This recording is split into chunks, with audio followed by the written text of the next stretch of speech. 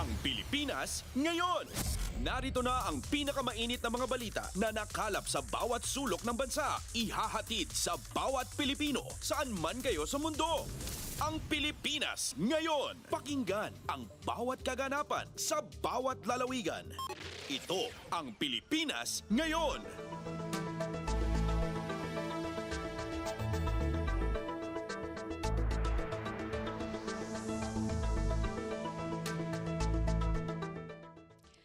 Magandang araw sa ating mga tagapakinig. Welcome po muli sa ating programang Ang Pilipinas Ngayon. Napapakinggan po ninyo saan mang bahagi ng mundo sa pamamagitan ng ating himpilang Radyo Pilipinas World Service ng Presidential Broadcast Service. Napapakinggan po tayo sa mga sumusunod na shortwave frequencies sa 9.960 MHz, 12.120 MHz, 15.190 MHz sa ating audio streaming website bbspbs.com at sa ating official Facebook page Radyo Pilipinas World Service. Ito po si Bea Gaza, samahan po ninyo ako sa kabuuan ng ating programa ngayong araw. Kapapalooban pa rin po ng mga mahahalagang balita mula dito sa ating bansa kasama na ang mga segmentong business, sports, showbiz at ang mga ulat mula sa iba't ibang rehiyon ng Pilipinas. Antabayanan po at sa inyo na sa ilang sandali ang kabuuan ng ating programang Ang Pilipinas Ngayon. Mga kaganapan sa Kamaynilaan at mga kalapit na lalawigan dito sa Ang Pilipinas Ngayon. Sa ating mga balita, pinangunahan ni Pangulong Ferdinand R. Marcos Jr. ang distribusyon ng land titles, support services at presidential assistance para sa mga magsasaka, mangingisda at mga pamilya ng mga ito sa Pili, Camarines Sur. Kasama ng Pangulo sa distribusyon ng tulong sa mga benepisyaryo at komunidad na apektado ng El Nino ang iba't ibang ahensya ng pamahalaan. Namigay ang Department of Agriculture o DA ng agricultural aid, kabilang narito ang hybrid rice seeds, fertilizer vouchers, cassava granulators, pumping sets, yellow corn seeds, inorganic fertilizers at gulayan sa barangay packages na nagkakahalaga ng mahigit 649,000 pesos. Namahagi naman ang Philippine Rice Research Institute o PhilRice ng 30 bags ng certified inbred rice seeds habang 3 4-wheel drive tractors ang donasyon ng Philippine Center for Post-Harvest Development and Mechanization o PhilMec. Pakinggan natin ang talumpati ni Pangulong Ferdinand R. Marcos Jr. Ikinalulugod kong makasama ang ating mga kababayan sa Bicol upang ipagkaloob ng personal ang mga titulo ng lupa at iba pang tulong para mapaunlad ang inyong pamumuhay at ang ekonomiya ng inyong rehiyon. Kung may makakilala na, sa tuwing babalik ako dito, ramdam ko ang mapakainit na pagtanggap ninyo sa akin, mga manoy at mga manay.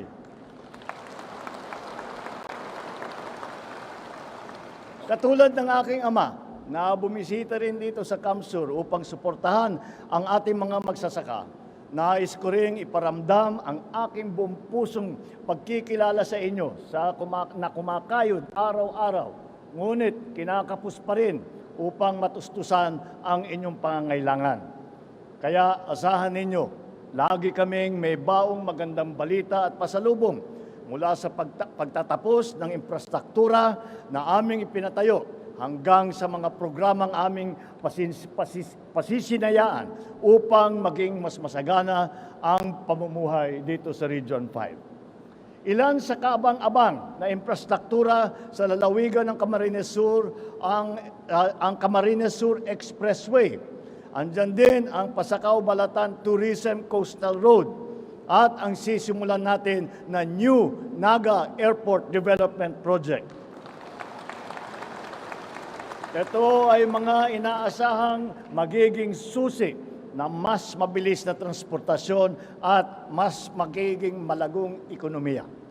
Bukod po rito, Nailunsad namin noong nakaraang taon ang kadiwa ng Pangulo at Pambansang Pabahay para sa Pilipino o yung tinatawag na 4PH Housing Project dito sa Camarines Sur.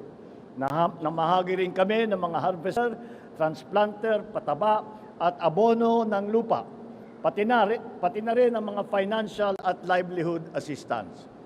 Ito ang mga naging hakbang ng ating administrasyon upang maisulong ang mas maginhawa at mas maunlad na kabuhayan para sa ating mga magsasaka, mangingisda at ang inyong mga pamilya. Ngunit, hindi po rito nagtatapos ang ipapagkaloob namin tulong sa inyo. Dahil sa araw na ito, ilalapit namin muli sa lahat ang serbisyo ng gobyerno. Sa pangungunan ng Department of Agrarian Reform, maghahandog tayo ng mahigit 2,001 titulo ng lupa na tinatayag 2,000 agrarian reform beneficiary dito po sa Bicol Region. Sa kabuuan po, sa buong Pilipinas, nakapagbigay na po tayo ng halos 30,000 Certificate of Land Ownership Award, ang CLOA, at kasama, yung iba naman ay e-title, electronic title, na halos 30,000 agrarian reform beneficiary sa buong bansa mula Enero hanggang Mayo ng taong ito. Meron pa pong 36,000 CLOA at e-title na ipapamigay natin sa lagpas na 30,000 agrarian reform beneficiary bago matapos ang taon na ito. Magsisilbing tulay ang Certificate of Land Ownership Award at ang mga e-title na ito tungo sa mas marami pang oportunidad. Nang sa gayon ay magiging matagumpay ang mga na kinaharap ninyo sa pagsubok sa buhay at matupad ang inyong mga pangarap. Sa tulong ng programang ito at sa bisa ng Republic Act 11953, na ating nilagdaan, hindi na ninyo kailanganing magbayad ng taunang amortisasyon sa lupang inyong natanggap mula sa pamahalaan. Sa halip, tutulungan pa namin kayo na gawing mas produktibo at malusog ang inyong mga lupa at tunay na dekalidad ang inyong mga ani. Alam nyo po, ang agrarian reform na programa ay ang lagi nating nakikita ang pagbibigay ng titulo. Hindi talaga totoo naman at yan ang pinakamahalaga. Ngunit, ang kasama po sa batas ng agrarian reform ay meron ding suporta sa pamamagitan ng mga makinarya, sa pamamagitan ng mga ayuda, sa pamamagitan ng technical support na dadalhin ng agrarian reform para talagang mas maganda ang ani na makikita ng ating mga magsasaka at mas maganda ang huli ng ating mga ngisda. Magkakaloob din kami na mahigit 600 farm machinery at equipment na nakakahalagang 20 milyong piso upang tuluyang umusbong ang inyong mga sakahan. Pabibilisin din natin ang pag-ani ng inyong produkto at paghahatid ng pagkain sa mga mamamayan nang matugunan ang tumataas na demand sa pagkain sa buong bansa. Natapos na rin namin ang 8 farm-to-market road na maglalapit sa ating mga magsasaka sa mga mamimili. Kaugnay nito, siyam pa ng farm-to-market road ang ating ipapagawa sa iba't ibang bahagi ng Region 5. Paigtingin din natin ang pagtutupad ng support services sa Bicol Region na kung sumasahin mula sa simula ng administrasyon ay nakatulong na sa halos 83,000 benepisyaryo. Makakaasa po kayo na patuloy namin panangalagaan ang kapakanan ng mga magsasaka, anumang balakid ang inyong harapin, dumating man ang tagtuyot o tag-ulan. Hindi rin namin lingid sa kaalaman ang problema na patuloy na sumusubok sa agrikultural na sektor ng Kamsur, ang hinaharap natin ngayong El Nino. Ayon sa pinakahuling datos na aming nakalap, mahigit 80,000 pamilya sa higit 900 barangay sa Bicol Region ay lubhang naapektuhan ng El Nino. Ang masakit pa rito ay tinatayang higit na 500 milyong piso ang halaga na pagkalugi na nararanasan ng ating mga magsasaka. Hindi namin hahayaan na harapin ninyo na nag-iisa ang mga hamon ng El Nino. Nandito kami para patuloy na umagapay sa inyo. Sa katunayan, aabot sa 60 milyong piso na halaga ang tulong at ayuda na ibabahagi ng tanggapan ng Pangulo para sa Camarines Sur at Camarines Norte. Yun po yung tseke na ibinigay natin sa ating mga butihing gobernador. Sa panig naman ng DSWD, mabibigyan ang 276 na benepisyaryo na nasa ilalim ng ayuda sa Kapos Sakita Program o AKAP ng cash assistance na aabot sa higit 820,000 piso. Dagdag din po rito ang paghahanda o pag tinatawag na preposition na humigit kumulang 40,000 food pack na nakakahalaga ng kabuuang 27 milyong piso sa buong rehiyon. Sa usaping agrikultura naman po tayo. Bago pa man ako mahalal bilang Pangulo, ay talaga pong malapit na sa puso ko ang sektor ng agrikultura. Naniniwala ako sa potensyal nitong baguhin ang buhay ng bawat Pilipino. Kaya naman po ay ilang beses ko nang nabanggit na kailangan talaga natin tutukan ang pagpalago ng inyong sektor. Ngayong araw, magbabahagi ang Department of Agriculture ng mga kagamitan sa pagsasaka tulad ng butil ng palay at mais, mga bagong traktor, mga pautang mula sa Agri-Negosyo Program. Para naman sa long-term plan, para sa matagalan na plano, ang DA rin po ay masusing nagpaplano at nagpapatupad ng mga paunang hakbang tulad po ng pagpapagawa ng ating nakita ng mga farm-to-market road, pagpapalawig ng mga lupang sakahan at palaisdaan, pagsasaayos sa sistema ng irigasyon, at ilang pang mga infrastructure project na suporta at magpapabilis sa daloy ng produktong pang-agrikultura. Sinusulong din ng DA ang paggamit ng mga science-based at climate-resilient technologies para sa pagsasaka. Pati na rin ang pagtatayo ng mga agro-processing facilities sa mga tinatawag nating strategic agriculture and fisheries development areas. Kasama na rin po sa pangnawakan at pangmalakasang inisyatibo ng DA ay ang pagbigay ng pinansyal na tulong sa ating mga magsasaka tulad ng mga programang pautang, yung insurance at paghihikayat sa mga mamumunuhan sa sektor ng agrikultura upang magkaroon kayo ng kapital na pangkabuhayan. Hangad din namin na maangat ang pangingisda sa inyong probinsya. Kaya po, magbabahagi ang Bureau of Fisheries at Aquatic Resources ng 3 unit ng di-makinang fiberglass reinforced na bangka. Ito po ay ilan lamang sa mga agresibong hakbang na talaga namang itinutulak at inaalok natin sa ating mga magsasaka at mangingisda sa ilalim ng administrasyon na ito. Kasabay po rito, mamimigay ang DOLE ng mga padyak para sa higit na 100 benepisyaryo at cash payout para sa mga nasa ilalim ng programa ng DOLE na tupad. Makikita ninyo naman na siksik, liglig at nag-uumapaw ang aming tulong upang kayo'y makabangon mula sa pagsubok na kinakaharap ninyo ngayon. Dalangin po namin na payabungin ninyo ang mga natanggap ninyong biyaya ngayong araw. Inaanyayahan ko kayo na makipagtulungan sa iba't ibang ahensya ng pamahalaan upang magamit ninyo ng wasto ang mga lupain at matutunan ninyo ang mga makabagong pamamaraan na magpapadali sa inyong hanap buhay.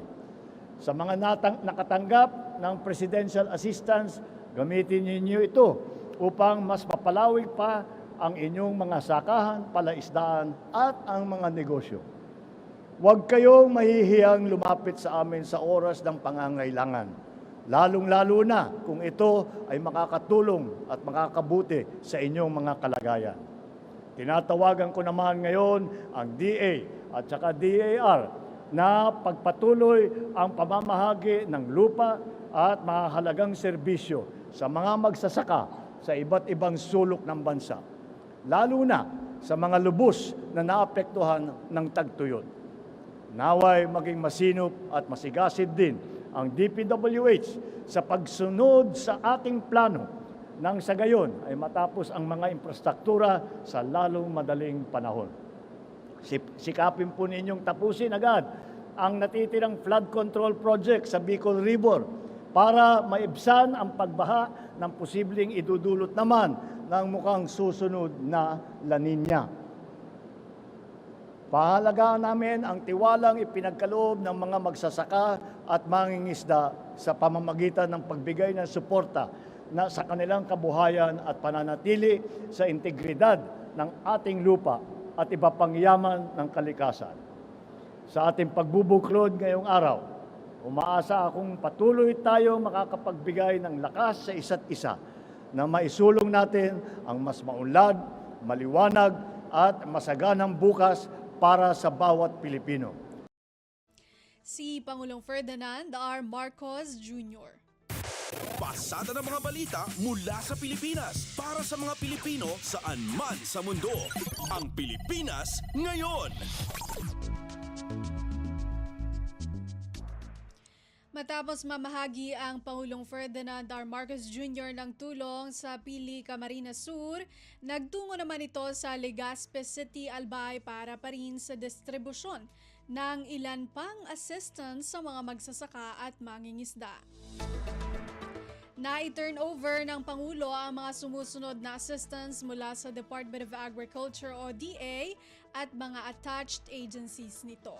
2 units ng open source pumping sets, 1 unit ng cassava granulator, 10 sako ng hybrid seeds, 10 sako ng hybrid corn seeds, 10 sako ng urea fertilizer, 10 sako ng complete fertilizer, 10 sako ng muriate of potash fertilizer, 2 unit ng tractors mula sa Philippine Center for Post-Harvest Development and Mechanization o PhilMec, 3 unit ng 18-foot fiber fishing boats at 20 bottom sets ng gill nets mula sa Bureau of Fisheries and Aquatic Resources o BFAR, 10 sako ng inbred certified seeds mula naman sa Philippine Rice Research Institute o PhilRice.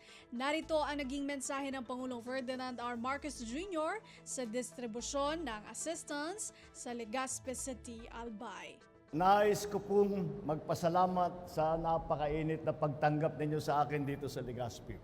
Kasing init ng siling labuyo at kasing sarap ng Bicol Express ang bugan din nyo sa akin. Kaya naman ako ay talagang natutuwang muling makabalik dito sa inyong napakagandang syudad at makasama kayong lahat sa araw na ito.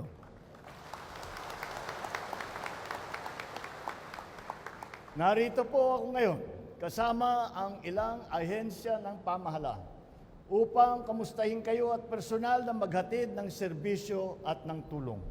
Hindi po lingid sa kaalaman ng lahat na marami talaga ang tinamaan itong nakaraang El Nino na hinaharap pa rin natin na El Nino dito sa Albay, pati na rin sa inyong mga karatig probinsya.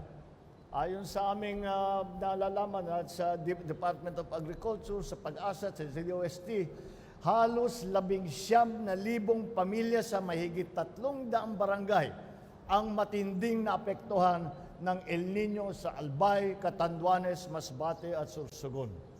Karamihan po sa mga lubhang naapektuhan nito ay ang mga nagtanim ng palay at mais na talagang nahirapan ng isalba ang mga nasirang pananim. Kaya naman, sa araw na ito ay naglaan po ang tanggapan ng Pangulo ng mahigit 100 milyong pisong halaga ng assistance para sa lalawigan ng Albay, Catanduanes, Masbate at Sorsogon. Ito pong pondong ito ay papamahagi natin sa provincial government at makatatanggap ng tigsa 10,000 piso ang bawat magsasaka, mangingisda at ilang piling pamilya na lubhang naapektuhan ng tagtuyot na dala ng El Nino. Bilang pauna,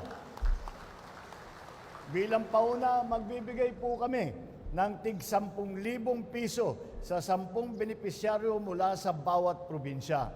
Hindi rin magpapahuli ang DSWD na mamamahagi rin ng tigsa 10,000 piso sa 5,000 benepisyaryo ng AKAP na programa. Meron pa pong magandang balita sa ating mga magsasaka at mangingisda. Nandito po ang Department of Agriculture at saka ang Bureau of Fisheries na handang iabot sa inyo ang mga sari-saring tulong tulad ng hybrid rice and corn seeds, mga fertilizer, pumping set, lambat, 3 di-makinang 18-footer na bangka at iba pang mga ibang tulong at suporta. Mula naman sa opisina ng ating magiting na Speaker Martin Romualdez, naghanda na lang sila ng tig-5 kilong bigas para sa lahat ng dumalo ngayon. Titiyakin po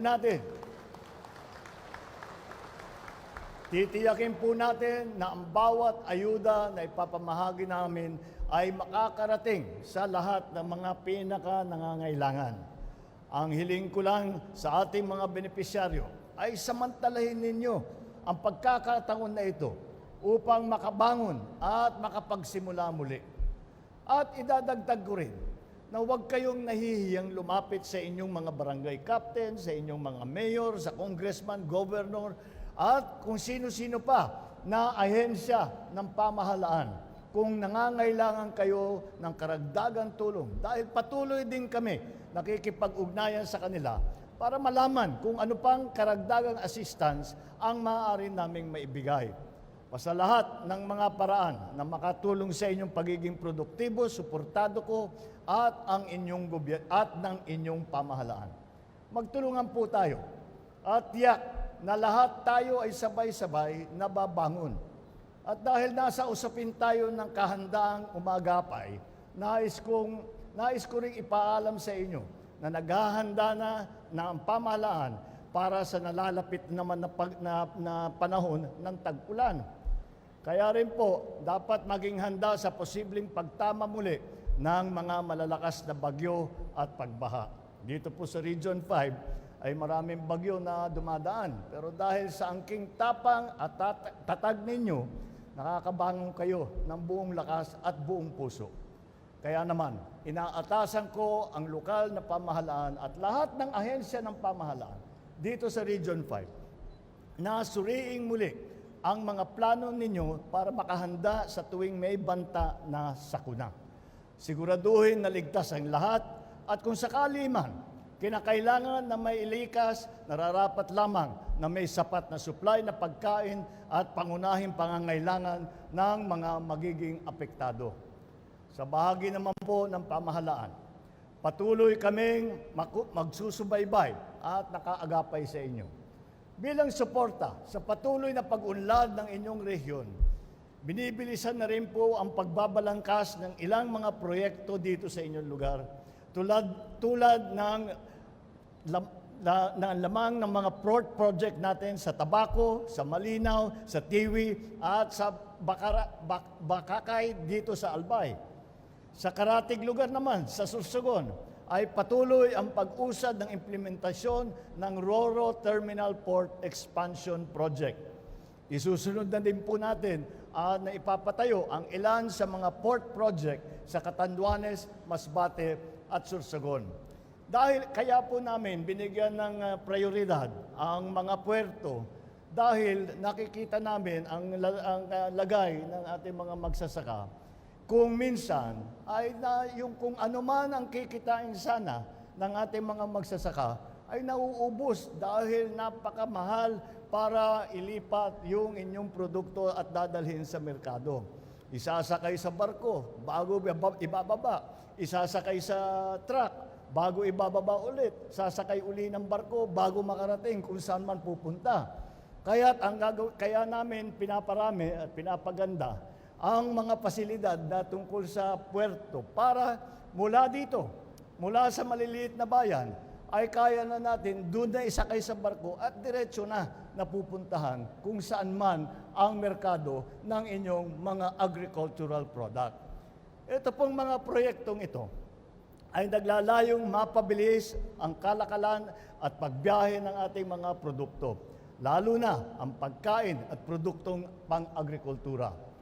Malapit po sa puso ko ang sektor ng agrikultura dahil naniniwala po ako na ito ang susi sa paglago ng ating bansa. At kailangan natin matulungan ang ating mga magsasaka dahil ang mga magsasaka sa Pilipinas ang bumubuhay sa ating mga kababayan. Ngunit nakakalungkot na kayo ang nagpapakain sa taong bayan, eh kayo naman ay naghihirap kung minsan hindi nyo kayang pakainin ang sarili ninyo at ang pamilya ninyo. Kaya't babaguhin po natin yan at titiyakin natin na maganda ang magiging hanap buhay ng mga magsasaka at ng mga mangingisda. Kaya naman, nagbalangkas na tayo ng mga hakbangin upang mapalago ang sektor na ito. Ang Department of Agriculture ay nagtatayo ng mga sistema ng mga transport network, farm-to-market road, tramline sa iba't ibang bahagi ng bansa. Maliban pa riyan, ang DA ay kumikilos na upang palawigin ang mga lupang sakahan at palaisdaan. Isaayos ang mga irigasyon at patabain ang mga lupang sakahan.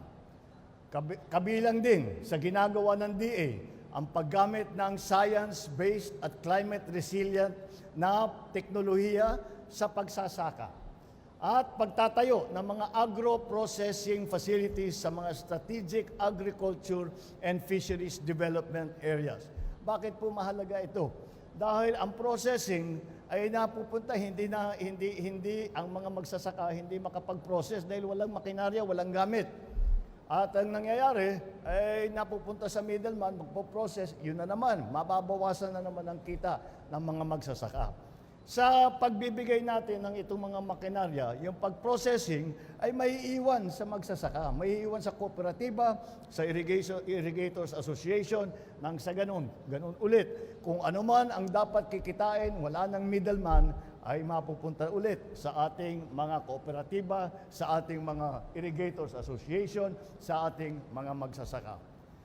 Pinayigting din natin ang promosyon ng ating mga produkto upang dumami pa ang mga merkado na mapupuntahan nito. Isinaayos din ng DA ang mga programang pautang, insurance, at pamumunahan para sa mga magsasaka upang matugunan ang kanilang pangangailangan sa kapital. Ilan lamang yan sa mga hakbang na aming ginagawa upang para sa ating mga magsasaka at para sa ating mga mangingisda. Sa mga minamahal kong kababayan dito sa Legazpi at sa mga nanggaling pa sa iba't ibang karatig bayan dito, muli ko pong pinapaabot sa inyo ang aking taus-pusong pasasalamat sa tiwala at suporta na ipinagkaloob ninyo sa akin. Asahan po ninyo na patuloy na nagsisikap kami lahat na sa pamahalaan upang maibigay ang lahat ng kailangan ninyo para mapagaan at mapaunlad naman ang inyong mga buhay at mapaganda naman ang magiging kinabukasan ng inyong pamilya at ng inyong lugar. Hangad po namin na maging masagana at produktibo ang bawat Pilipino. Nang sa gayon, ay matupad na natin ang inaasam na isang maunlad, masagana at mapayapang bukas. Hindi po ito ang huling pagbibisita ko rito sa Albay. Babalik po kami upang muling kumustahin at alalayan kayo. Kasama ng buong puwersa ng pamahalaan, tutuparin po namin ang pangako na walang Pilipinong maiiwan sa ating paglalakbay patungo sa isang bagong Pilipinas. Si Pangulong Ferdinand R. Marcos Jr. Kumpleto, detalyadong balitaan, di papahuli sa mahahalagang kaganapan. Kamustahin ang inang bayan, ang Pilipinas ngayon. Inutos ni Pangulong Ferdinand R. Marcos Jr. na 24/7 deployment para sa tuloy-tuloy na shipment process agad na ipatutupad ng Department of Agriculture o DA. May report si Mary Ann Bastasa. Agad na susunod ang Department of Agriculture sa utos ni Pangulong Ferdinand R. Marcos Jr. na 24/7 deployment ng hanay nito para sa tuloy-tuloy na operasyon ng mga shipment process sa bansa.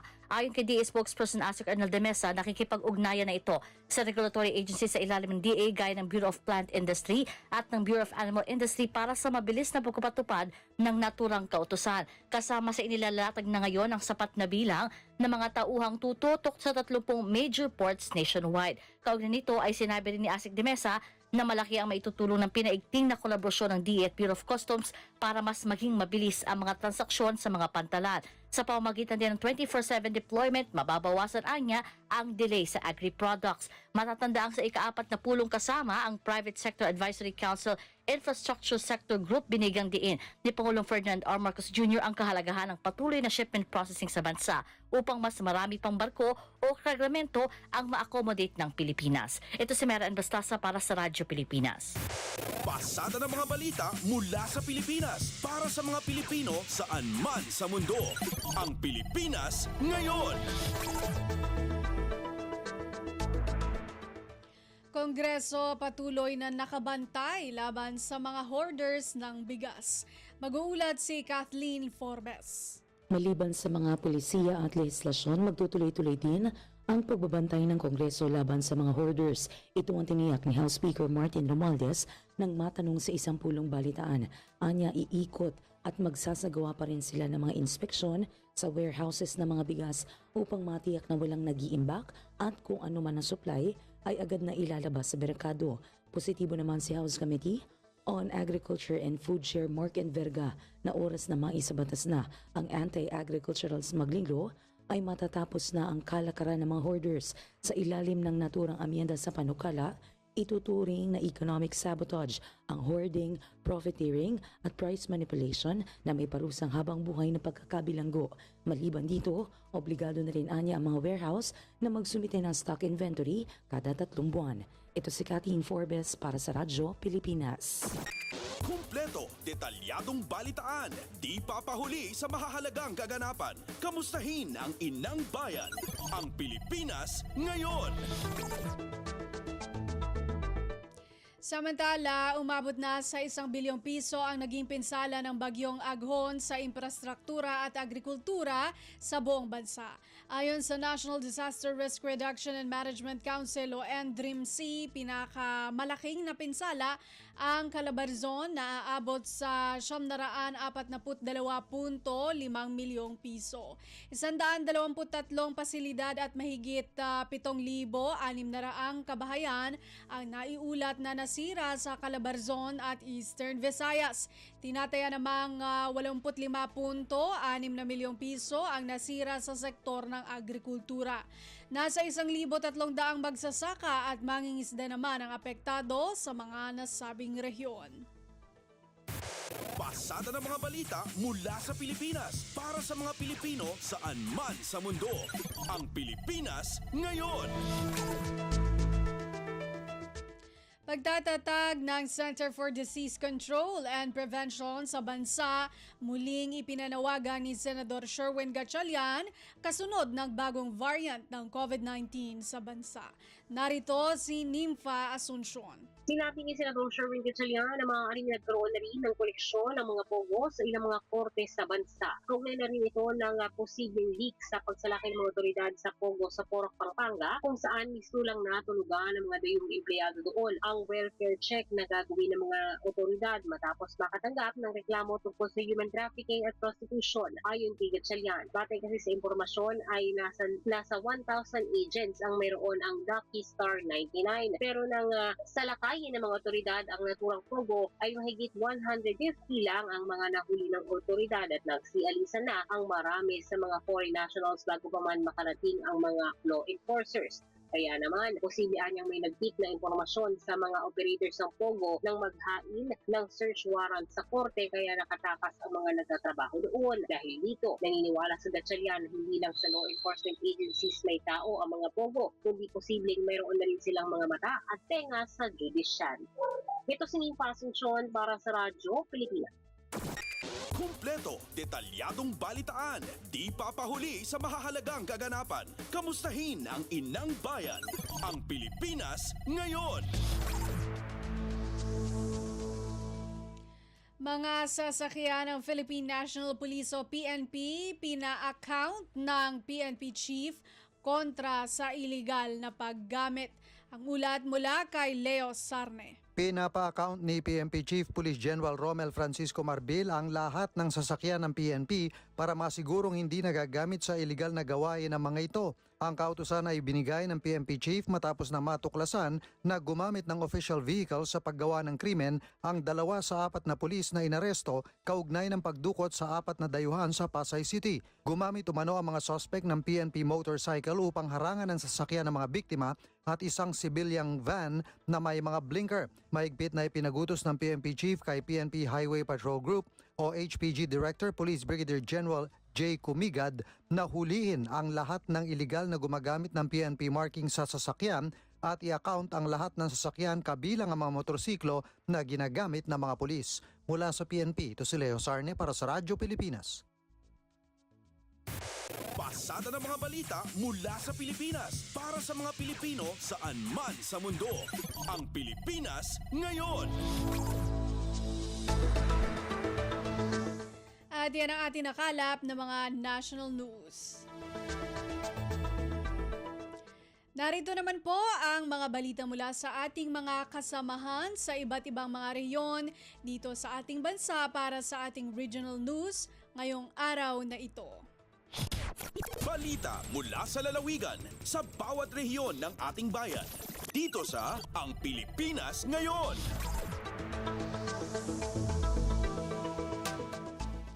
Bontoc Local Government Unit at Office of the Presidential Peace Reconciliation and Unity o OPAPRU naghahanda para sa pagsisimula ng 2 high-impact peace and development projects sa Bontoc Mountain Province. Si Arlene Fagian mula RP Bontoc sa Balita. Naangay ti may sa konsultasyon kadagiti umili para iti 2 nga high-impact peace and development projects iti munisipyo ti Bontoc nga punduan ti national government, babaen iti opisina ti Presidential Advisor on Peace Reconciliation and Unity wenno OPAPRO. Dagiti nasaw nga proyekto ket iti rehabilitasyon wenno para kay simpati Amphican Mayayat Local Access Road nga dan iti pondo nga 25 milyon na piso ken ti construction iti Bontoc Public Market Phase 1 nga dan pondo nga 20 milyon na piso. Sigon kani Bontoc Mayor Jerome Tudlong Jr. kasapulan kunana nga masimpa iti Bontoc Public Market gaputa napuggad iti naso nga pasdek kalbasan iti 7 magnitude earthquake nga napasamak iti Northern Luzon iti July 27, 2022. Inayon pa ni Tudlong nga kasapulan mo ti rehabilitasyon iti kalsada iti Amphican Mayayat Maligkong tapno mapapintas iti agricultural ken economic activity dagiti umili gaputa nalakanto ti panakaibiyahida kadagiti produktuda iti merkado. Nalakati transportasyon no tiempo iti emergencies ken papigsaan da pa iti tourism activities iti lokalidad. Nagyaman garud ni Mayor Tudlong ken ni Municipal Engineer Paul Nadcop iti OPAPRO gaputi pa nakapruba iti 2 nga proyekto. Manipod iti Bontoc, Arlene Fagian para iti Radyo Pilipinas World Service. Balita mula sa lalawigan sa bawat rehiyon ng ating bayan. Dito sa Ang Pilipinas Ngayon. Maraming salamat, Arlene Fagian. Land Transportation Office o LTO Kalinga magsasagawa ng libreng theoretical driving course ngayong buwan ng Hunyo.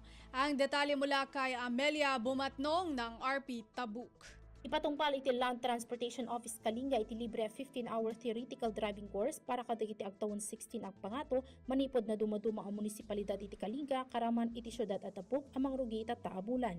Dahito itimpakaamo ni LTO Kalinga Head Officer Jeneline Angog kabayatan iti flag raising ceremony di Lunes.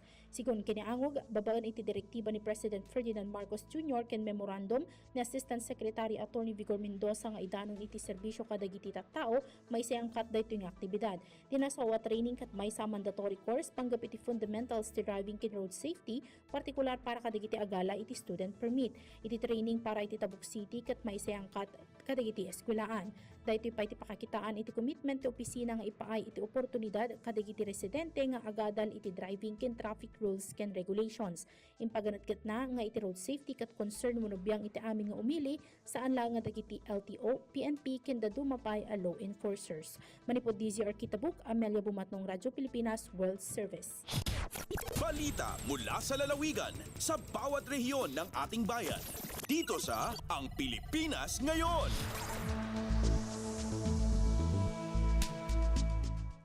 Maraming salamat, Amelia Bumatnong. Upang patasin ang emergency preparedness, pagsasanay sa bomb threat at explosion, matagumpay na isinagawa ng Local Government Unit o LGU sa Minor Basilica ng Manawag, Pangasinan. Magbabalita si Verna Beltran ng RP Dagupan. Matalunggaring suginawan bomb drill na local government unit na mga Nawag Pangasinan, partikular la sa Municipal Disaster Risk Reduction and Management Office, Jad Parte paradaan na darayuan na Minor Basilica na Our Lady of Manawag. Jad pa na maglaya ginawan real life scenario no inarkunyarin intilak susakaya bag na walaan na bomba at picnic shed asing garod Basilica so pinaniiba andan aksyonan na sari dimagop na miyembro na 4th District Explosives Ordnance Disposal K9 Unit, Manawag Police Station, Bureau of Fire Protection, Traffic Operations Section, Tan Tourism Office. Habang malit ya obserbahan, yan natumbok so say protocol. Unong kinan MDRMO Head Carlito Hernando, gitma na drill, yan nasubok so pagiging epektibo at sa ipapatunto na emergency response protocol at dabitlan pasan. Gitma tumatya, yan ang taan na MDRMO no wali kakulangan o napagniran kurang. Tan impormasyon niya dapat danaan taan tapen na parakap so preparasyon dara niya no walay nagawan bomb threats at balay. Ilaluan mat ng Manawag Mayor Jeremy Ajerico Rosario, ya personal ya dimagop at aktibidad napakasilan. So pantatarya na sa otoridad jad balay, tepen na siguro. So proteksyon na seguridad na sa rebisita, deboto tan buong komunidad ya Manawag. Malalapod Radyo Pilipinas Dagupan, siyak si Verna Beltran para Radyo Pilipinas World Service. Balita mula sa lalawigan sa bawat rehiyon ng ating bayan. Dito sa Ang Pilipinas Ngayon. Maraming salamat, Verna Beltran. Land Transportation Office o LTO e-Patrol nagsimula ng magserbisyo sa Reyna at Pogi area sa lalawigan ng Quezon. Magbabalita si May Formaran ng RP Lucena. Nagsimula na ang LTO e-Patrol sa Reyna at Pogi area matapos magpasa ng resolusyon ang Konseho ng Infanta Quezon para masimulan ang pagbibigay serbisyo nito sa mga mamamayan. Ayon sa pabatid ng tanggapan ni Quezon 1st District Congressman Mark Inverga, pinangunahan ng kongresista ang pagkakaroon ng tanggapan ng LTO sa Reyna at Pogi area upang matulungan ang TODA members at mga residente. Ayon kay Konsehal Manny America, ang Committee Chairperson ng Transportation sa Infanta LGU, ang serbisyong inihahandog ng e-Patrol ay ang renewal ng student permit, driver's license at motor vehicle registration. Kasama rito ang medical clinic, driving school, emission testing at insurance. Pinasalamatan naman ng mga opisyal si Congressman Inverga sa paghikayat sa LTO Region 4A na magsagawa ng e-Patrol para maabot ng serbisyo ang mga lugar na nabanggit. Nagsimula ang e-Patrol sa Barangay Pilaway sa Infanta Quezon at magpapatuloy ito sa loob ng 1 buwan o mas higit pa. Mula sa lungsod ng Lucena, ito si May Formaran, Radyo Pilipinas. Balita mula sa lalawigan sa bawat rehiyon ng ating bayan. Dito sa Ang Pilipinas Ngayon. Maraming salamat, May Formaran. Pamunuan ng Philippine Port Authority o PPA Palawan, malaki ang kumpiyansa na may maidudulot sa paglago ng ekonomiya ng bansa ang mga state-of-the-art seaport sa buong kapuluan. Narito si Damian Lacasa Jr. ng RP Palawan. Mabul ang kumpiyansa ni PPA Palawan Manager Elizalde Olson na mabul din ang intatawgi ang transportasyong pandagat sa panguladi ang ekonomiya ang banwa. Ingkon ni Olson sa isarang arampangan bagamat nasa digital stage na tana ang banwa. Importante pa rin ang sea transportation sa pagtalasan ang produkto ag alin ang banwa ipasilid digi ang Pilipinas. Ingbidaran ni Olson nga mabol ang ingbubuhat ang state of the art na pantaran para igpursigi ang telesan na polisiya ang gobyerno sa mga produkto. Kun ni Olson sa enterong probinsya ang Palawan, 6 na daungan ang inko-control ig supervision ang Philippine Ports Authority. Ito ang daungan ang syudad ang Puerto Princesa, Coron, El Nido, Brooks Point, Batarasa ang munisipyo ang Taytay. Tanan-tanan may dyan ding CCTV camera ig K9 dogs na agaribot sa silid ang labasi ang pantaran para ig seguridad ng daungan hasta seguridad ig mga kargamento at buwi ang mga pasahero. Agalin digi ang Puerto Princesa, Kadamian Lacasa Jr. para sa Radyo Pilipinas World Service. Balita mula sa lalawigan sa bawat rehiyon ng ating bayan. Dito sa Ang Pilipinas Ngayon. Maraming salamat, Damian Lacasa Jr. Isang miyembro ng Communist Terrorist Group o CTG sa lalawigan ng Northern Samar nagbalik loob sa gobyerno. Narito si Charmaine Perito ng RP Calbayog. Voluntaryo nagsurrender sa gobyerno ang isang miyembro sa Communist Terrorist Group CTG sa Barangay Tambangan, Palapag, Northern Samar.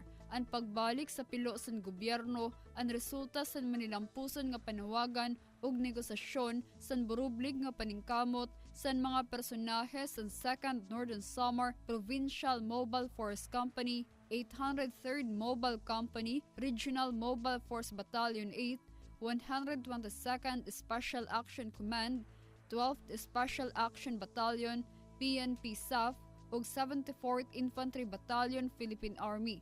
Samtang ginsurrender liwat ano sa ka unit sa caliber .38 revolver nga may marka nga Smith ug Wesson. Ang pagbalik sa pilo sa gobyerno sa nasabing surrenderi nagre-representa sa pagkamanilampuson sa pagpatuman sa mga programa sa gobyerno para makontra ang insurhensya para sa mauswag nga bagong Pilipinas. Tikang sa Radyo Pilipinas Calbayog, Charmaine Perito para sa Radyo Pilipinas World Service. Balita mula sa lalawigan sa bawat rehiyon ng ating bayan. Dito sa Ang Pilipinas Ngayon. Maraming salamat kay Charmaine Perito. Mahigit 81,000 piso na hinihinalang shabu na kumpiska ng otoridad sa patuloy na kampanya kontra iligal na droga sa Surigao del Sur. Magbabalita si Nerissa Espinosa ng RP Tandag. Nakumpiskar atol sa gipahigayon nga buy-bust operation sa mga operatiba sa PIDEA Surigao del Sur sa pagpanguna ni Agent Jeffrey Carbajal, Police Captain Eric Dangate, Assistant Chief of Police sa Lianga Police Station, 1st Surigao del Sur Provincial Mobile Force Company 2nd Platoon sa pagpanguna ni Police Captain Juanario Pontillo ang 5 kabuok nga heat-sealed transparent plastic sachet nga adunay sulod nga puti nga crystalline substance nga gidudahang shabu ug nagtimbang kini og 12 gramos nga gibana-bana nga nagkantidad og 81,600 pesos. Apil na usab nga nakuha ang mismong buy-bust money nga 1,000 ka pesos diha sa duha ka mga sospetsado. Dito kini nahitabo sa Purok 3, Barangay Bocawi, lungsod sa Lianga, kundi nakasaksi mismo si Surigao del Sur Governor Alexander Pimentel sa operasyon. Sumala pa sa gobernador ang kalampusan sa mga operasyon o sa kapagpakita sa hugot nga koordinasyon sa mga otoridad o padayon nga tinguha sa kagamhanan nga himpit na nga masumpo ang ilegal nga droga sa probinsya. Gikan sa RP Tandag kini si Nerissa Espinosa alang sa Radyo Pilipinas World Service. Balita mula sa lalawigan sa bawat rehiyon ng ating bayan. Dito sa Ang Pilipinas Ngayon. Maraming salamat, Nerissa Espinosa. Regional Internal Affairs Service ng Police Regional Office, Bangsamoro Autonomous Region o PRO BAR, bumaba sa Sulu para sa isang inspection at audit sa mga PNP personnel. Narito ang ulat ni Eloisa Muhammad ng RP Holo. Masin paglibot bihaon sa Regional Internal Affairs Service at RIAS in Probar para inspection iban audit sa Cebu Police Provincial Office ang manpiaguhan ng RIAS Regional Director Police Colonel Ronald T. Laoyan. Hapay tay Colonel Laoyan, bahagi ini sin accounting ang mga personnel sa Cebu PPO bat matanto in mayroon mga pulis sin napapakaya bukod mapatuta sa kaagihon si mga private group at individual. Bangsaw pa malong niya on personal na nakalive at awazain when dukay kalagihan in aon sila hikapakita katarangan. In paglibot lang pa niya sin Internal Affairs Service and PNP ang mga magbibilang da isa watchdogs in parhimpunan, mapuwasing kabukag sinaon mga personals in PNP staff, nagdadya mga tumpukan amo naon kakahinang langga sara. Huwato-ate Colonel Laoyan, di halupasug maamu in reporting si mga personal lapay ra isabi nakatilibot sin Probar. Gawihon sin inspectorate team ng Putag Siam Municipal Police Station na binaybayan, mapuwasin inspection ng Sulu PPO kahapon. Ringha RP Hulowa, Eloisa Muhammad para Radyo Pilipinas World Service. Balita mula sa lalawigan sa bawat rehiyon ng ating bayan. Dito sa Ang Pilipinas Ngayon.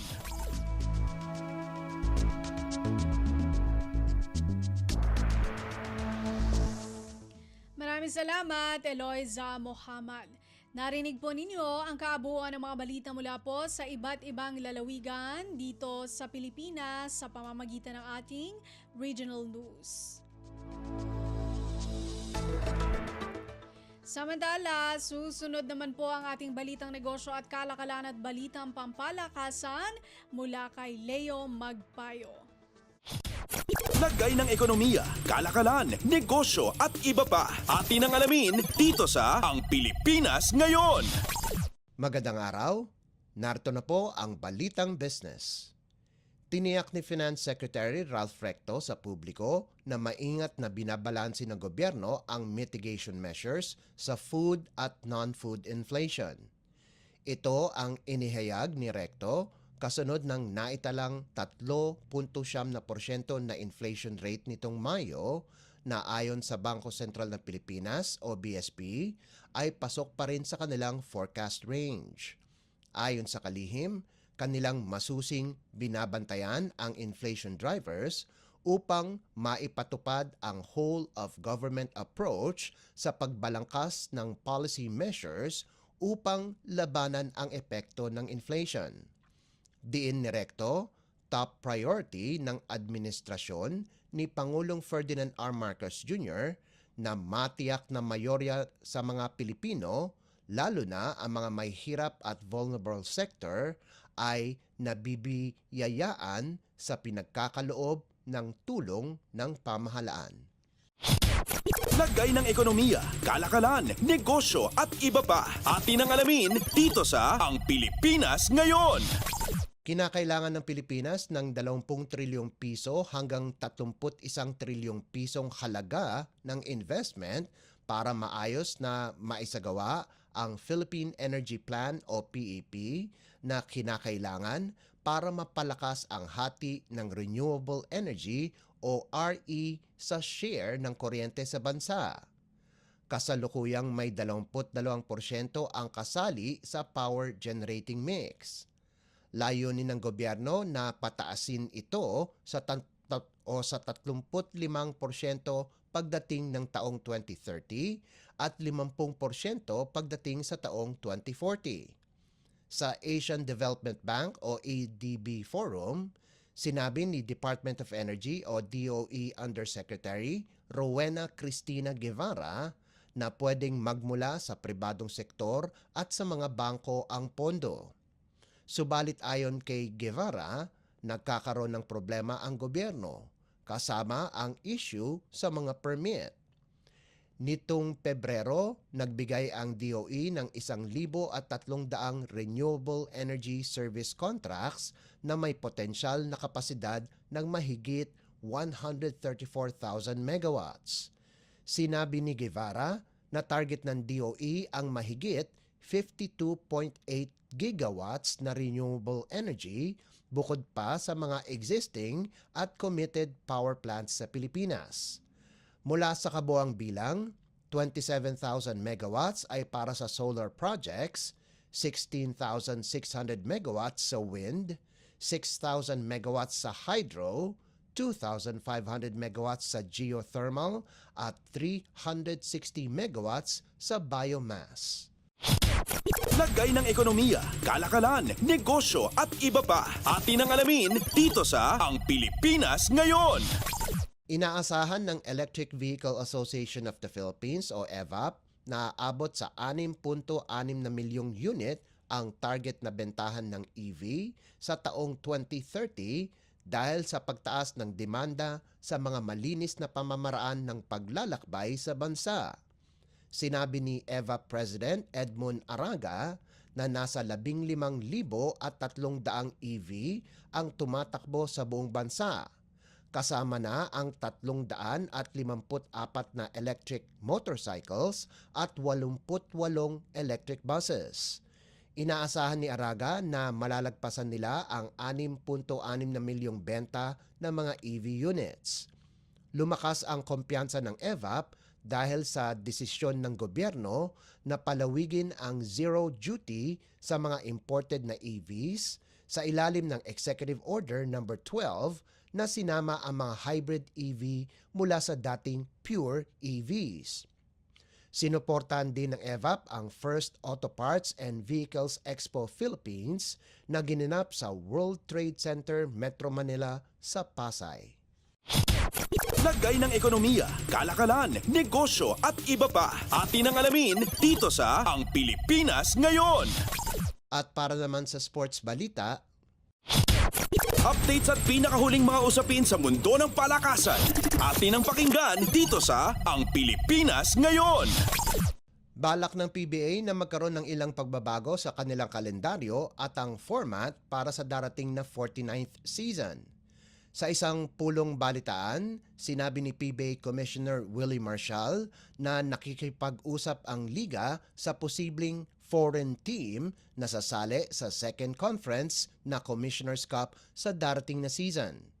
Sinabi ni Marshall na nakikipag-usap pa sila sa posibleng guest team sa susunod na komperensya at meron ding panukala na gawing 2 ang imports. Babaguhin din ng konti ang kalendaryo ng PBA para mabigyan ng daan ang mga FIBA windows at para mapaghandaan ang 50th season ng liga. Para sa susunod na season, bubuksan ng PBA ang Governor's Cup na mayroong import sa kalagitnaan ng Agosto kung saan may height limit na 6'6" ang mga import. Mag-iiba na din ang format kung saan hahatiin ang mga koponan sa 2 grupo kung saan makakalaban ng mga koponan ang iba pang koponan sa kaparehong pool ng 2 beses at makakalaban ang ibang koponan sa kabilang pool ng 1 beses. Ang quarterfinals ay magiging crossover best of 5 series, habang ang semis at finals ay best of 7. Sa ikalawang komperensya, ang Commissioner's Cup, sinabi ni Marshall, ayos sa PBA board na walang limit sa height requirement ang mga import. Ang season na ito ay magtatapos sa Philippine Cup na magaganap sa anibersaryo ng liga sa Abril. Ang format sa 2 susunod na komperensya ay mananatili pa rin. Sinabi din ni Marshall na sasali ang PBA sa East Asia Super League at inaasahan na sasali din sa FIBA Basketball Champions League Asia. Updates at pinakahuling mga usapin sa mundo ng palakasan. Atin ang pakinggan dito sa Ang Pilipinas Ngayon. Nakakuha din ng panalo ang Alas Pilipinas Men's Volleyball Team pagkatapos ang pahirapang pagtaob sa Indonesia 25-23, 23-25, 25-14 at 25-22 sa kanilang 2024 AVC Challenge Cup classification match na ginanap sa Manama, Bahrain. Dahil sa panalo, pasok ang mga Pilipino sa battle for 9th place kung saan makakalaban nila ang mananalo sa pagitan ng Thailand o Chinese Taipei. At kung papalarin na manalo muli, ay ito na ang kanilang pinakamagandang pagtatapos sa torneo. Ang team captain na si Mark Espejo ang nagdala sa alas kung saan nagtapos ito na may 20 putos mula sa 17 attacks, 2 service ace at 1 block. Nakapag-ambag naman sina Jade Disquitado at Kim Malabunga ng tig 12 puntos bawat isa, habang nakalikom si Nico Almendras ng 10 puntos. Pagkatapos ng 2 magkasunod na talo mula sa China at host Bahrain, hindi pumayag ang Alas Men na makakuha ng panalo sa AVC tournament katulad ng ginawa ng Alas Women noong nakarang linggo. Nakuha ng Alas Women ang makasaysayang bronze medal sa likuran ni na best setter Gia de Guzman at best outside hitter Angel Canino. Kahit malayo na makatungtong ng entablado, hindi pa rin maaalis na isang makasaysayang performance ito para sa women's at men's team pagkatapos ng 63 taon pagkatapos sumali sa liga. Updates at pinakahuling mga usapin sa mundo ng palakasan. Atin ang pakinggan dito sa Ang Pilipinas Ngayon. Nalusutan ng Bacolod Taytong ang ikatlong set para tuluyan ng talunin ang King's Montessori School 25-18, 25-14 at 25-23 para kunin ang isang pwesto sa finals ng 2024 Shakey's Girls Volleyball Invitational League sa larong ginanap sa Paco Arena. Si Rose Almendralejo ang nagbigay ng lakas sa third set para bumalik ang Thunderbolts magkatapos na nadehado ng 5 puntos at nagbigay pa ng kinakailangan ng mga puntos para makapasok sa winner-take-all finals na nakatakda itong darating na linggo na gaganapin sa Adamson University Gym. Gumawa ng 8 sa kanyang 14 na puntos ang middle blocker na si Almendralejo sa third set kasama na ang game-winning kill. Nakakuha naman ng tulong si Almendralejo mula kina Jothea Ramos at Ana Hermosura na kapwa nakagawa ng 11 puntos bawat isa. Makakatapat ng Thunderbolts kung sino man ang magwawagi sa pagitan ng UAAP champion Adamson University at National University Nazareth School. Nanguna naman sa panig ng King's Montessori si Shekinah Lieses na nagtapos ng may 9 puntos habang ang kanyang kakambal na si Shehana ay nagambag ng 7 puntos. Updates at pinakahuling mga usapin sa mundo ng palakasan. Atin ang pakinggan dito sa Ang Pilipinas Ngayon. At yan ang pinakahuling balita sa larangan ng palakasan. Para sa Radyo Pilipinas World Service, ito po si Leo Magpayo. Magandang araw. Updates at pinakahuling mga usapin sa mundo ng palakasan. Atin ang pakinggan dito sa Ang Pilipinas Ngayon. Maraming salamat, Leo Magpayo. Iyan po ang ating balitang negosyo at kalakalan at balitang pampalakasan para sa araw na ito. Ngayon naman dumako tayo sa Showbiz Balita. Alamin natin ang mga chismis mula sa mundo ng showbiz sa pamamagitan po ng ating kasamang si Mama JT. Ang latest, ang hottest sa showbiz and entertainment. Heto na sa Ang Pilipinas Ngayon.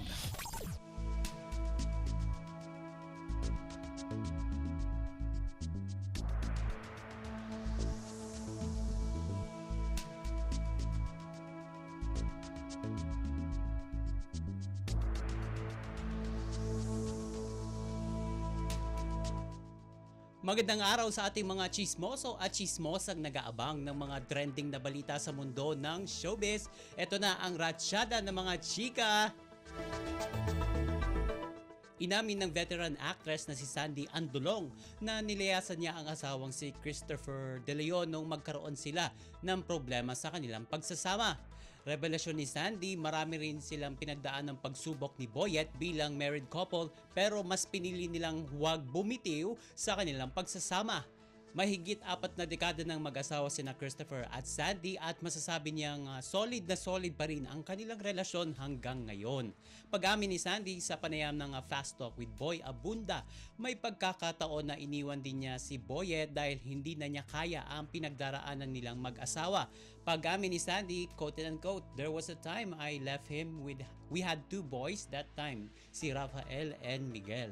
I left the house kasi parang ang chaotic, it was too much already. It was beginning to have a really bad effect on my 2 children at that time. So I left Christopher." At nung layasan ni Sandy, itong si Boyet sa isang kumbento raw siya na malagi at tumagal ng 1 linggo doon.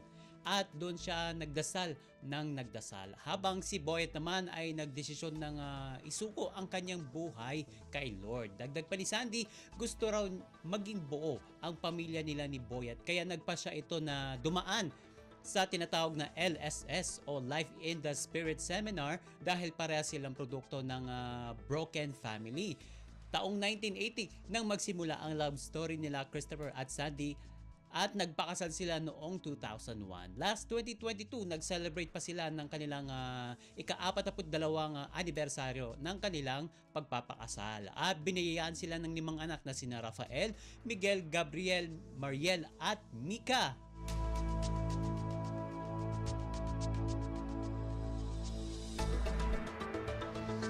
Sa iba pa nating chika for today, balak sundan ni na Meryl Soriano at Joem Bascon ang kanilang anak na si Guido. Pero parang imposible na raw itong mangyari. Sa guesting ni na Joem at Meryl sa Fast Talk with Boy Abunda, napag-usapan nga ang tungkol sa ilang kaganapan sa pagsasama nila bilang live-in partners, kabilang na ang pagpapakasal. Ayon kay Joem, bago siya mag-propose kay Meryl, kailangan muna niya magpaalam sa mga kaanak ng kanyang partner. Say ni Joem, quote and unquote, "Medyo old school pa rin ako, hindi naman po pwedeng diretsahan sa kanya. Kailangan kong tanungin din sa parents niya. Yung parents ko sasabihan ko. Kailangan kong magbigay-pugay with everyone to get her beautiful hand." At inamin naman ni Meryl na dumadaan din sila sa maraming pagsubok ni Joem pagdating sa pagiging magulang sa anak nilang si Guido. Kung dati raw ay nakakaya ni Meryl na alagaan mag-isa ang kanyang anak, ngayon ay hati na raw sila ni Joem sa responsibilidad. Ang sabi ni Joem, inoobserbahan lang niya ang mga nangyayari dahil first time dad ito. Samantala, natanong din ni Tito Boy sina Meryl at Joem kung may plano na silang gumawa o sundan ang kanilang anak na si Guido o magkaroon ng baby number 2. Sabi ni Meryl, hindi pa daw pwede. At ayon rin yan sa payo ng kanyang OB-GYN. Sa ipa ng actress, mas pagtutuunan muna nila ni Joem kung ano ang meron sila at kung anong meron sila ngayon at ang pag-aalaga at pagpapalaki sa kanilang anak. At ito maiksing storya lang tungkol kina Joem at Meryl ay naghiwalay sila noong 2009 at nabigyan sila ng second chance sa kanilang love story noong 2020. At nung a year after, nang mag-announce sila Meryl at Joem na meron silang anak.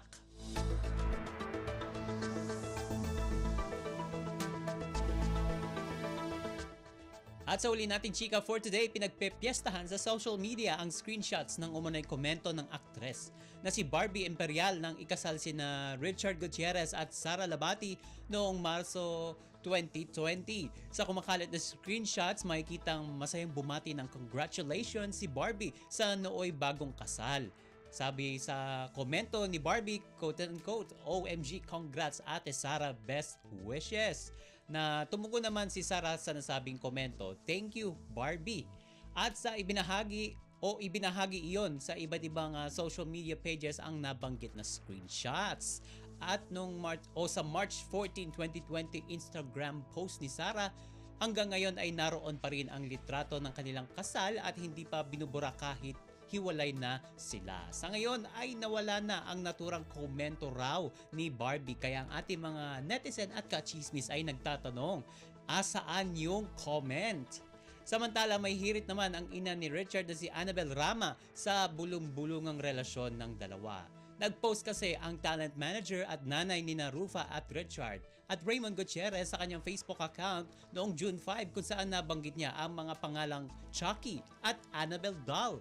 Ang Chucky na tinutukoy ni Annabelle ay ang manyikang nabubuhay at pumapatay sa classic 1988 horror movie na Child's Play, habang ang Annabelle naman na sinasabi ay ang possessed doll sa Annabelle film series na isa ring manyikang killer. Ayon pa sa social media post na to, quote and unquote, "Hoy, yung walang magawa sa buhay, tumahimik na kayo. Kasi si Annabelle doll hindi lalaban kay Barbie doll. Maganda, maputi at makinis. Ang gusto makalaban ni Annabelle doll, si Chucky. Alam niyo na kung sino yon. Happy ka na?" Yan yung kanyang social media post. At naging usap-usapan naman na kamakailan si Barbie matapos mayugnay ito kay Richard at huli nga nang maispatan silang magkasama sa South Korea. At saad naman ni OG Diaz sa kanyang showbiz vlog, exclusively dating na raw ang dalawa. At sa ngayon, wala pa rin inilalabas ng kumpirmasyon ang dalawa sa tunay na estado ng kanilang ugnayan.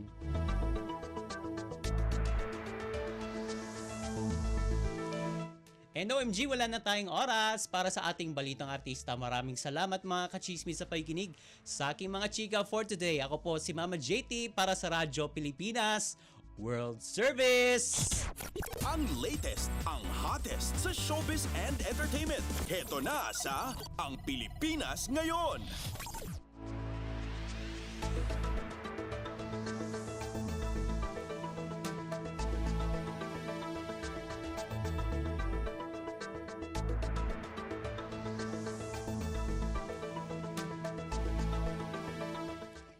Maraming salamat, Mama JT. Yan po ang ating showbiz balita. Narinig po ninyo ang kabuuan ng ating mga programa dito sa Ang Pilipinas Ngayon. Maraming salamat sa ating mga nakasama sa technical side kina Milo Donella, Susan Aison at Anthony Pimentel. Maraming salamat din sa ating executive producers Steph Vicente at Jerome Toledo, sa mga nagulat mula sa iba't ibang lalawigan ng ating bansa para sa ating regional news. Maraming salamat kay Leo Magpayo na naghatid sa atin ang ating balitang negosyo at kalakalan at balitang pampalakasan, kay Mama JT para sa showbiz balita. At maraming salamat din sa ating station manager na si Mr. Ray Sampang. Hanggang sa susunod na edisyon ng ating programa ang Pilipinas Ngayon, ito si Bea Gaza. Magandang araw. At yan ang Pilipinas Ngayon. Muling samahan si Ben Blones sa parehong oras at alamin ang pinakahuling mga kaganapan at balita saan man kayo naroon. Ang Pilipinas Ngayon.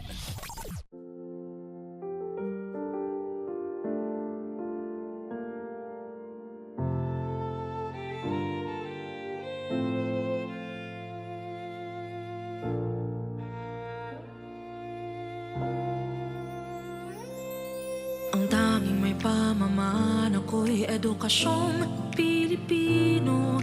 Tinuturong galing at talino para maabot ang pangarap mo. Ang tanging handog ko sa'yo'y edukasyong Pilipino. Diskarting mula sa puso, mamamangha ang mundo. Matatag na mga guro, matatag sa mga pagsubok, matatag na mga mag-aaral, matatag na talino'y umiiral. Hinaharap ang hirap, walang takot sumugod, humahanap ng solusyon, ipaglaban ang edukasyon.